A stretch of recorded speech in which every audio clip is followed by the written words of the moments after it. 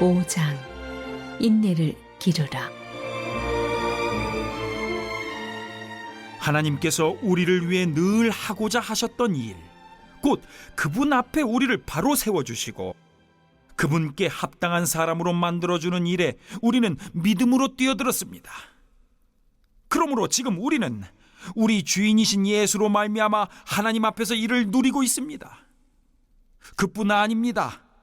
하나님을 향해 우리 문을 활짝 열어 젖히는 순간 우리는 그분께서 이미 우리를 향해 문을 활짝 열어놓고 계셨음을 발견합니다. 우리가 늘 있고자 원했던 그곳에 마침내 우리가 서 있음을 알게 됩니다. 우리는 하나님의 은혜와 영광의 그 넓고 탁 트인 공간에서 고개 들고 서서 소리 높여 찬양하는 우리 자신을 발견하게 됩니다. 그뿐 아닙니다. 온갖 환난에 포위되어 있을 때에도 우리는 소리 높여 찬양하기를 멈추지 않습니다. 환난이 우리 안에 열정 어린 인내를 길러주고 그 인내가 쇠를 연마하듯 우리 인격을 단련시켜주며 우리로 하여금 하나님께서 장차 행하실 모든 일에 대해 늘 깨어있게 해준다는 것을 우리가 알기 때문입니다. 이 같은 희망 속에 늘 깨어있을 때 우리는 결코 실망하는 법이 없습니다. 오히려 정반대입니다.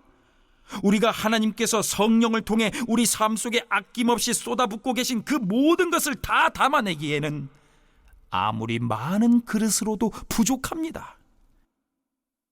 그리스도께서 더없이 알맞은 때에 오셔서 이런 일을 이루십니다. 그분은 우리가 다 준비되기까지 기다리지 않으셨고 지금도 그러하십니다. 우리가 너무 약하고 반항적이어서 전혀 준비되어 있지 않았던 그때에 그분은 자기 자신을 이 희생적 죽음에 내어주셨습니다. 설령 우리가 그렇게 약하지 않았다 하더라도 우리는 여전히 갈팡질팡했을 것입니다.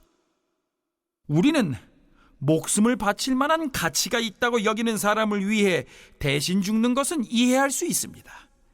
또 선하고 고귀한 사람을 보면 우리 안에 그를 위해 기꺼이 희생하고자 하는 마음이 일어난다는 사실도 알고 있습니다. 그러나 하나님은 우리가 그분께 아무 쓸모가 없을 때에 당신의 아들을 희생적 죽음에 내어주심으로 그렇게 우리를 위해 당신의 사랑을 아낌없이 내놓으셨습니다. 이 희생적 죽음, 이 완성된 희생 제사를 통해 우리는 하나님 앞에 바로 세워졌습니다. 그러므로 이제는 더 이상 하나님과 사이가 멀어질 일은 없습니다. 생각해 보십시오. 우리가 최악이었을 때에도 그분 아들의 희생적 죽음을 통해 우리와 하나님 사이가 친밀하게 되었습니다. 그렇다면 우리가 최선인 지금 그분의 부활 생명이 우리 삶을 얼마나 드넓고 깊게 하겠습니까? 하나님과 친구가 되는 이 엄청난 선물을 실제로 받아 누리고 있는 우리는 이제 더 이상 단조로운 산문적 표현에 만족할 수 없습니다. 우리는 노래하고 외칩니다. 메시아 예수를 통해 하나님께 우리의 찬양을 드립니다.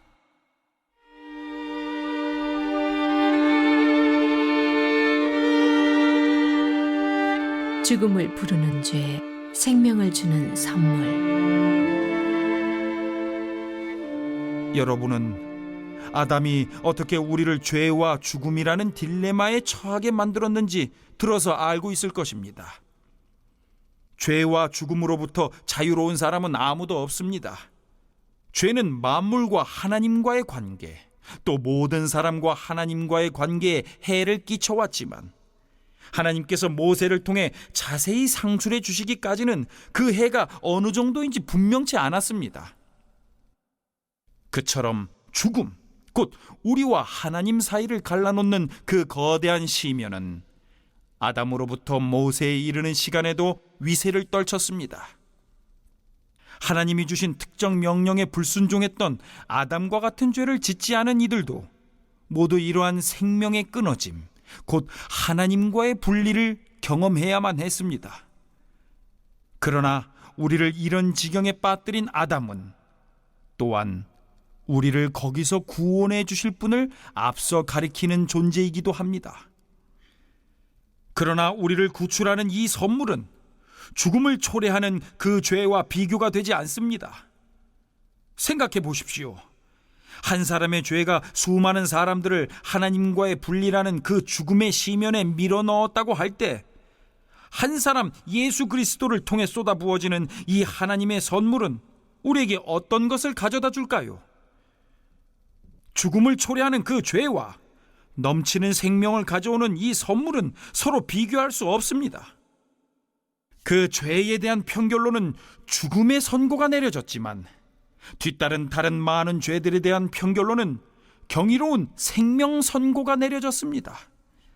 한 사람의 잘못을 통해 죽음이 위세를 떨쳤다면, 이제 한 사람 예수 그리스도께서 마련해 주신 이 어마어마한 생명의 선물, 이 모든 것을 바로 세우시는 장대한 일을 두 팔 벌려 받아들이는 이들 안에서 이 생명이 이루어낼 가슴 벅찬 회복, 우리를 다스리는 생명이 어떤 것일지 여러분은 상상할 수 있겠습니까?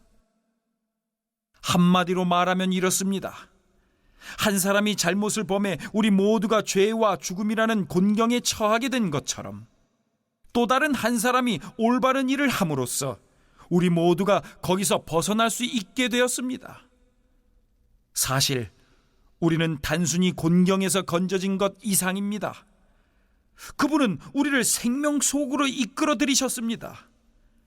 한 사람이 하나님께 아니요 라고 말함으로써 많은 사람이 잘못되었고, 한 사람이 하나님께 예 라고 말함으로써 많은 사람이 바르게 되었습니다.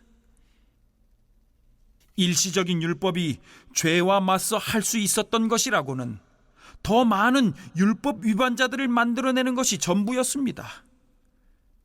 그러나 죄는 우리가 은혜라고 부르는 그 전투적 용서에는 도저히 맞수가 되지 못합니다. 죄와 은혜가 맞설 때 이기는 쪽은 언제나 은혜입니다. 죄가 할 수 있는 일이라고는 죽음으로 우리를 위협하는 것이 전부인데, 이제 그 일도 끝났습니다. 하나님께서 메시아를 통해 모든 것을 다시 바로 세우고 계시기에 은혜는 우리를 생명의 삶 속으로 이끌어드립니다. 끝없는 삶, 다함없는 세상 속으로 말입니다. 그러므로 우리가 믿음으로 의롭다 하심을 받았으니 우리 주 예수 그리스도로 말미암아 하나님과 화평을 누리자. 또한 그로 말미암아 우리가 믿음으로 서 있는 이 은혜에 들어감을 얻었으며 하나님의 영광을 바라고 즐거워하나니라. 5장을 시작하면서 바울은 그러므로 우리가 믿음으로 의롭다 하심을 얻었으니 라고 표현합니다. 앞서 1장부터 4장을 요약하고 있는 것입니다. 그렇다면 5장 이후의 기록 목적은 무엇일까요? 아직 완성되지 않은 우리의 구원 과정을 설명해 주기 위해서입니다. 5장부터 8장까지가 그 내용입니다. 믿음으로 의롭게 된 것은 과거 사건이기도 하지만 현재 진행형입니다. 그리고 나아가 미래에 완성될 사건입니다. 과거, 현재, 미래에까지 우리 믿음의 여정을 연결시켜주면서 앞을 바라보게 하는 것이 바로 소망입니다. 그래서 5장에서는 소망을 주제로 다루고 있습니다. 1절에 그러므로 라는 말은 하나님께서 이제 예수 그리스도의 신실한 삶과 죽음과 부활을 통해 우리를 의롭게 해주셨으므로 라고 하는 의미가 되겠습니다. 믿음으로 의롭다함을 받은 사람들이 기대할 삶은 무엇입니까? 예수 그리스도로 말미암아 가능하게 된 하나님과의 평화의 관계를 누리는 삶입니다. 화평은 의롭다함을 입은 사람들과 하나님과의 새로운 관계를 극적으로 설명하는 말입니다. 1절 마지막에 화평을 누리자라고 되어 있는 번역은 원래 헬라어 사본들 가운데 검토해보면 청유형보다는 서술형으로 해석하는 것이 더 적합하겠습니다. 즉 화평을 누립니다 라고 보시면 좋겠습니다. 하나님과 화평을 누리는 삶은 믿음을 통해 은혜 안에 서서 누리는 삶입니다. 믿음은 바로 그 주권에 순종하는 것이죠. 성도는 미래 경험하게 될 하나님 영광을 바라고 소망 안에서 즐거워하며, 바꿔 말해 자랑하며 확신에 찬 삶을 누리게 된 것입니다. 3절입니다. 다만 이뿐 아니라 우리가 환난 중에도 즐거워하나니 이는 환난은 인내를, 인내는 연단을, 연단은 소망을 이루는 줄 알미로다. 소망이 우리를 부끄럽게 하지 아니하면 우리에게 주신 성령으로 말미암아 하나님의 사랑이 우리 마음에 부은 바 됨이니. 건너뛰어서 8절 읽습니다. 우리가 아직 죄인 되었을 때 그리스도께서 우리를 위하여 죽으심으로 하나님께서 우리에 대한 자기의 사랑을 확증하셨느니라. 문맥상으로 5절에서 8절로 넘어가는 것이 좋습니다.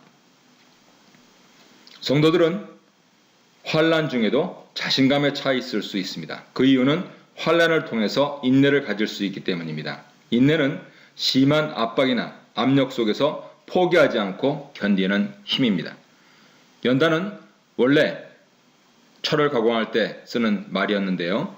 철을 가공해서 단단히 만들듯이 우리 인격을 견고하고 다듬하게 단단하게 만들어주는 그런 과정입니다. 환난과 오래 참음을 통해서 견고해진 인격을 의미합니다. 그 연단은 소망을 이룹니다. 소망, 엘피스는 철저히 미래적인 개념입니다.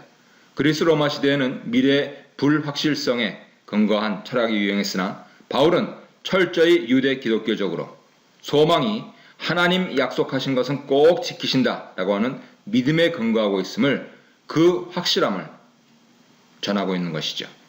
그 소망에 근거가 되는 것이 바로 성령의 임재십니다.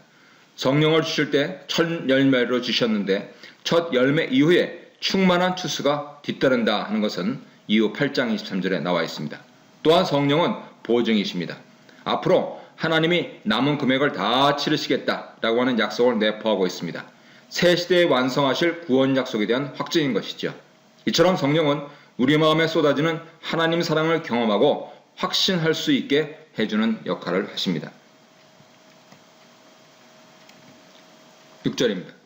우리가 아직 연약할 때 기약대로 그리스도께서 경건하지 않은 자를 위하여 죽으셨도다.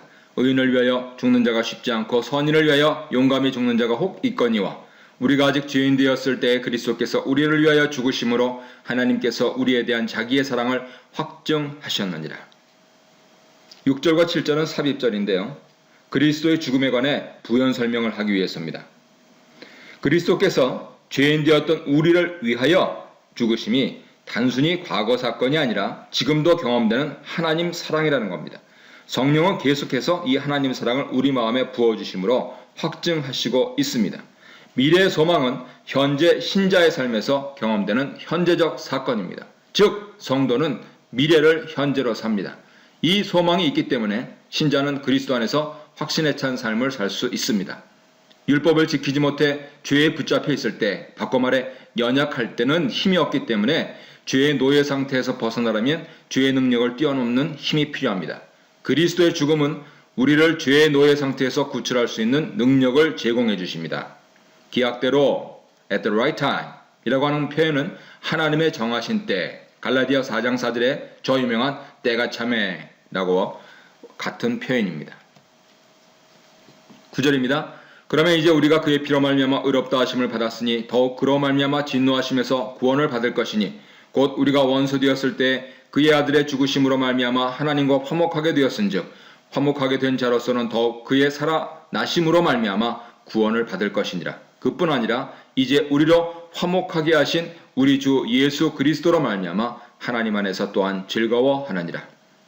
우리 신분과 하나님과의 화해에 대해 말씀하고 있습니다. 우리 입장에서 보면 도저히 받을 수 없는 것을 받은 것이라고 선언합니다. 화목이라는 것은 외교적 용어였는데요. 동맹국이 되는 상태를 묘사하는 말이었습니다. 당시 상식으로는 가해자가 피해자에게 용서를 구하는 것이 선행되었는데 바울은 이 상식을 뒤집으면서 피해자가 오히려 가해자의 잘못을 덮어주고 화목을 이루었다고 전하고 있는 것이죠. 하나님은 예수 그리스도의 피를 통해 가해자가 마땅히 받아야 할 하나님의 진노를 피할 수 있게 해주셨고 원수의 신분에서 친구의 신분으로 변화시켜 주셨다는 것입니다. 받을 수 없는 것을 받게 하셨다는 것입니다. 로마서 5장 1절로 11절에 드러난 우리 신분은 연약하나 경건하지 않으나 죄인이나 하나님의 원수였으나 그리스도의 죽음으로 우리를 건지셔서 하나님의 친구로서 그 안에서 자신감 있게 살아갈 수 있는 신분으로 바꾸어 주셨다는 것입니다. 사랑하는 성도 여러분, 그리스도 안에서 자신 있게 하나님과 화평을 누리시고 승리하는 날 되시기를 바랍니다. 12절입니다. 그러므로 한 사람으로 말미암아 죄가 세상에 들어오고 죄로 말미암아 사망이 들어왔나니 이와 같이 모든 사람이 죄를 지었으므로 사망이 모든 사람에게 이르렀느니라. 12절에 그러므로 이것은 앞으로 전개될 논리가 이미 전개된 논리의 토대가 된다 하는 것을 보여줄 때 사용하는 원어입니다.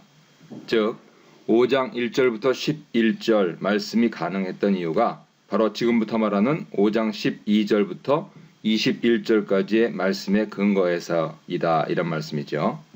바울은 그리스도의 순종이 아담의 불순종을 덮어버렸기 때문에 지금 우리가 하나님 안에서 화목을 누리며 확신에 찬 삶을 살 수 있다고 말씀하고 있는 것입니다. 이때 교차 대꾸법을 사용하고 있는데요. 죄가 한 사람으로 말미암아 세상에 들어왔다. 사망이 죄로 말미암아 세상에 들어왔다. 사망이 모든 사람에게 이르렀다. 죄를 모든 사람이 짓게 되었다. 이처럼 죄, 사망, 죄의 패턴을 보여주면서 한 사람을 통해서 모든 사람에게 죄와 사망이 퍼지게 되었다라고 말씀하고 있는 겁니다. 특히 이 죄와 죽음을 힘이나 능력으로 표현함으로써 모든 사람이 피할 수가 없게 되었다라는 말씀을 하고 있습니다. 13절입니다. 죄가 율법에 있기 전에도 세상에 있었으나 율법이 없었을 때에는 죄를 죄로 여기지 아니하였느니라. 그러나 아담으로부터 모세까지 아담의 범죄와 같은 죄를 짓지 아니한 자들까지도 사망이 왕노릇하였나니 아담은 오실자의 모형이라. 바울은 율법과 죄의 관계를 이렇게 설명합니다. 죄의 능력은 율법이 시내산에서 주어지기 전부터 있었는데 죄로 여겨지지 않았다는 것입니다.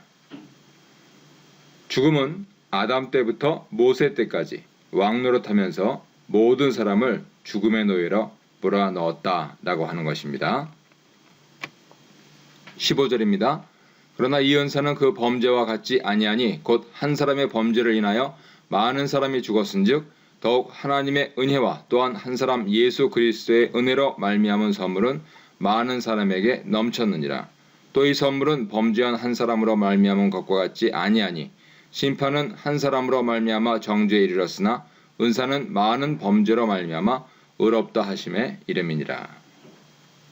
아담의 불순종과 그리스도의 순종이 부각되고 있는데요.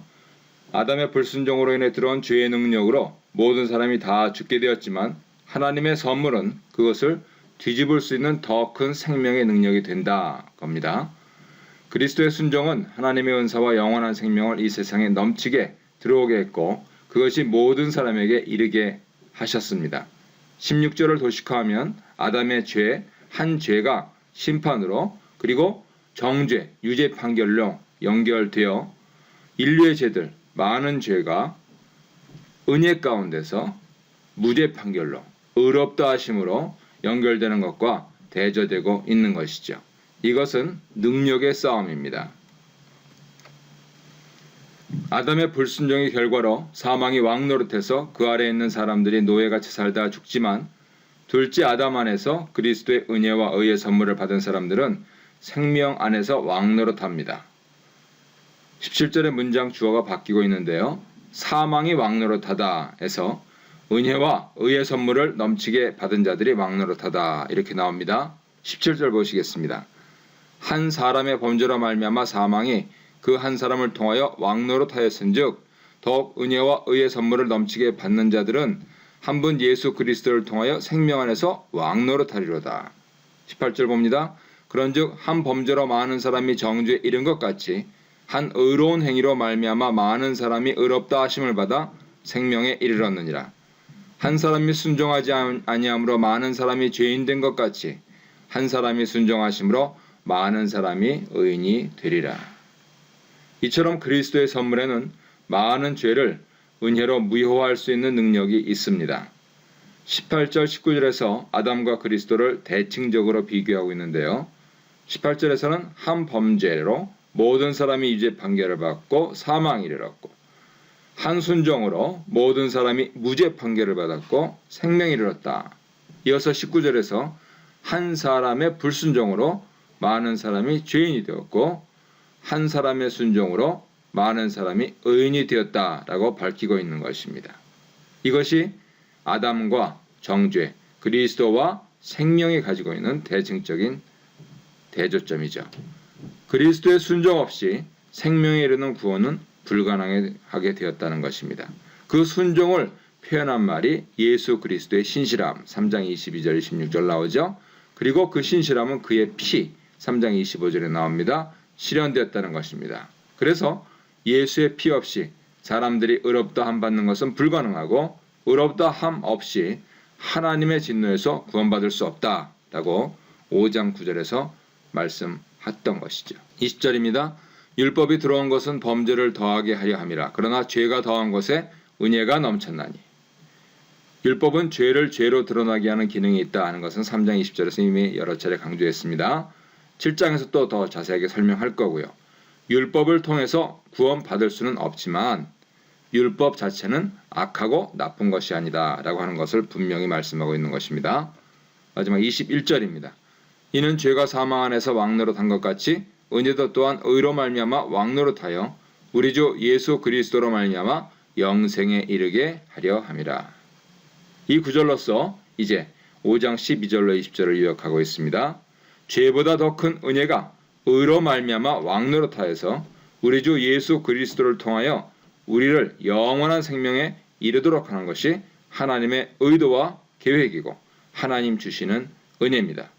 결론적으로 아담은 죄와 사망을, 그리스도는 은혜와 생명을 대표하십니다. 오늘도 은혜 안에서 승리하시기를 바랍니다.